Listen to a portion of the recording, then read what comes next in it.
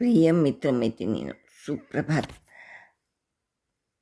आज 4 जुलै 2026 शनिवार सादर करत आहे माननीय लेखक वैभव सुरेश मोरे व माननीय संपादक CA पवनकुमार विजयकुमार झंवर यांच्या प्रामाणिक कामातील अप्रामाणिकपणा या लेखसंग्रहातील हा 16वा व शेवटचा लेख.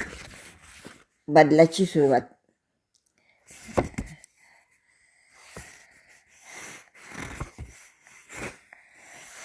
आपण नेहमी म्हणतो की देश बदलला पाहिजे, भ्रष्टाचार संपला पाहिजे, पण हा बदल नेमका सुरू कुठून होतो?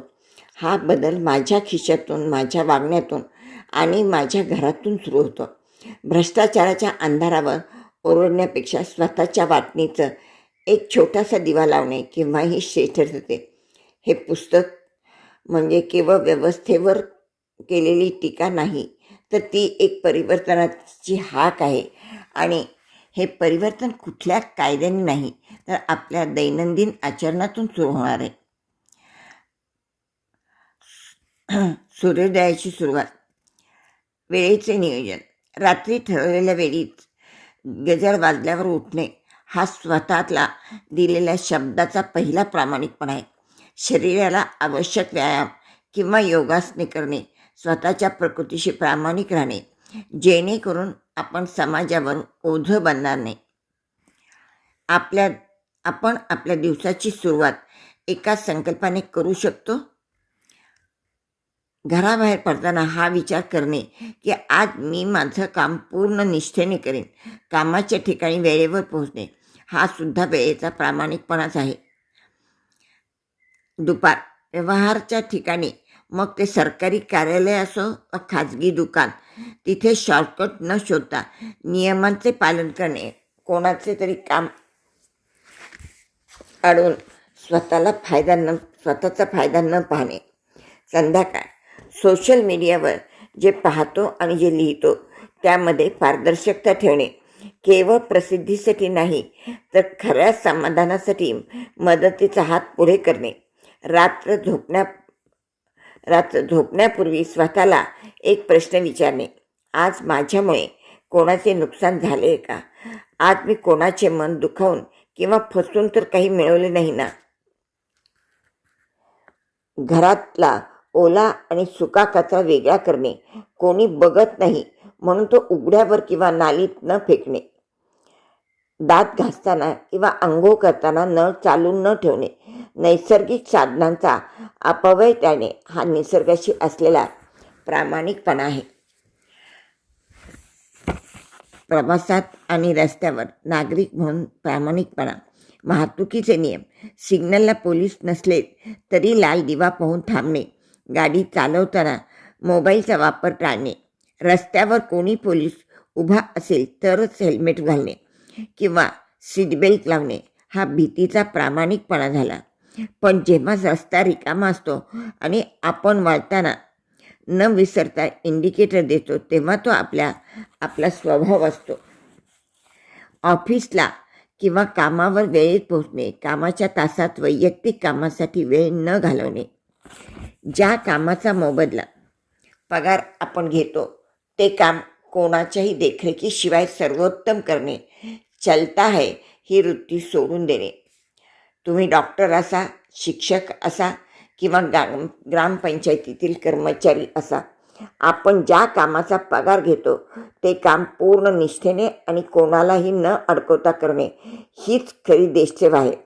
भ्रष्टाचार तेव्हाच थांबतो जेव्हा समोरचा माणूस नाही म्हणायला शिकतो. मी लाच देणार नाही, माझं काम नियमानुसारच करून घेईन, हे धाडस जोपर्यंत आपल्यात येत नाही तोपर्यंत सिस्टीम बदलणार नाही. सुरुवातीला आपल्याला त्रास होईल, चपला झिजतील, पण त्या संघर्षातून मिळणारा दाखला किंवा प्रमाणपत्र हे स्वाभिमानाचं असेल. सार्वजनिक ठिकाणी थुंकणे, धूम्रपान करणे टाळणे. स्वच्छ भारत ही फक्त घोषणा असून ती माझी कृती आहे हे सिद्ध करणे. सार्वजनिक ठिकाणी कचरा न टाकणे किंवा प्लॅस्टिकचा वापर टाळणे ही आपली या पृथ्वीप्रती असलेली प्रामाणिक निष्ठा आहे. धूम्रपान किंवा सार्वजनिक ठिकाणी बिडी सिगारेट न ओढणे हा केवळ कायद्याचा भाग नाही, तर तो इतरांच्या आरोग्याप्रती दाखवलेला आदर आहे. मी जे करतोय ते चुकीचं आहे हे मान्य करून एकांतातही स्वतःला त्यापासून रोखणे हा सर्वात मोठा अंतर्गत विजय आहे.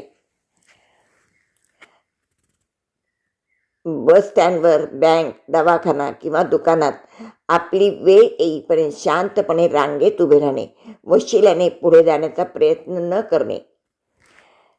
शब्द पाळणे. कोणाला काही शब्द दिला असेल तर तो पूर्ण करणे. आपणास जमणार नसेल तर स्पष्टपणे नाही म्हणणे, पण खोटे आश्वासन न देणे. कोणाकडून पैसे किंवा वस्तू घेतली असेल तर ती मागण्यापूर्वीच वेळेत परत करणे हा विश्वासाचा प्रामाणिकपणा आहे. रस्त्यावरील मुक्या प्राण्यांना त्रास न देणे. आपल्या आनंदासाठी कोणालाही दुःख न देणे. भाजीपाला असो किंवा मोठा व्यापारी, व्यवहारात कोणाचीही फसवणूक न करणे. घराबाहेर पडताना विनाकारण सुरू असलेले दिवे पंखे बंद करणे ही राष्ट्राच्या संपत्तीशी असलेली निष्ठा आहे. कोणाचीही बदनामी होईल असा मजकूर किंवा अफवा न पसरवणे. डिजिटल जगातही सत्यतेशी प्रामाणिक राहणे. पालवीचा संदेश. आम्ही जेव्हा सामाजिक कार्य करतो तेव्हा एकच गोष्ट शिकलो, समाजाला मोठ्या भाषणाची गरज नाही, तर छोट्या छोट्या प्रामाणिक कृती आणि संस्काराची गरज आहे. तुम्ही तुमच्या शेजाऱ्याशी, तुमच्या सहकार्याशी आणि तुमच्या कुटुंबाशी प्रामाणिक असाल तर तुम्ही एक चांगले राष्ट्र घडवत आहात. दिवसाच्या शेवटी घरातील थोरा मोठ्यांशी प्रेमाने संवाद साधणे, त्यांच्या शब्दांचा मान राखणे. आपण बाहेर कितीही मोठे समाजसेवक असलो किंवा कितीही मोठ्या पदावर असलो तरी घरी आल्यावर आपल्या आई वडिलांशी कसे वागतो यावर आपल्या प्रामाणिकपणाची कसोटी लागते. त्यांच्याशी उद्धटपणे न बोलणे आणि त्यांचा सन्मान राखणे हा आपल्या मुळाशी असलेला प्रामाणिकपणा आहे. बदलासाठी क्रांतीची गरज असते, तर अशा छोट्या छोट्या सुधारणांची गरज असते. ज्या दिवशी आपण आरशात स्वतःच्या डोळ्यात डोळे घालून सांगू शकू की आज मी कोणाचंही नुकसान केलं नाही आणि माझं कर्तव्य चोख बजावलं, त्या दिवशी खऱ्या अर्थाने प्रामाणिक कामातील अप्रामाणिकपणा संपायला सुरुवात होईल. प्रामाणिकपणा हा महागडा गुण आहे. तो स्वस्त माणसाकडून अपेक्षित करू नका, पण तो तुमच्यात असेल तर तुम्ही जगातले सर्वात श्रीमंत माणूस आहात. हे पुस्तक वाचून एका तरी माणसाने मी आजपासून स्वतःशी प्रामाणिक राहीन असा निश्चय केला तर माझ्या या लेखनाचे सार्थक झाले असे मी मानतो. व्यवस्था म्हणजे दुसरे तिसरे कोणी नसून आपणच आहोत. आपण बदललो की व्यवस्था बदलते. चला आपण मिळून या अज्ञानाच्या अंधारावरील प्रकाशाच्या मुखोट्याला बाजूला सारूया आणि एक खरा पारदर्शक आणि प्रामाणिक समाज घडूया. बदलाची ही हाक आता स्वतःपासून सुरू करूया. आरशातल्या त्या चेहऱ्याला सत्याने आता भरूया. नकोत मोठी भाषणे, नकोत पोकळ दावे. छोट्या छोट्या कृतीतून प्रामाणिक राष्ट्र घडवूया.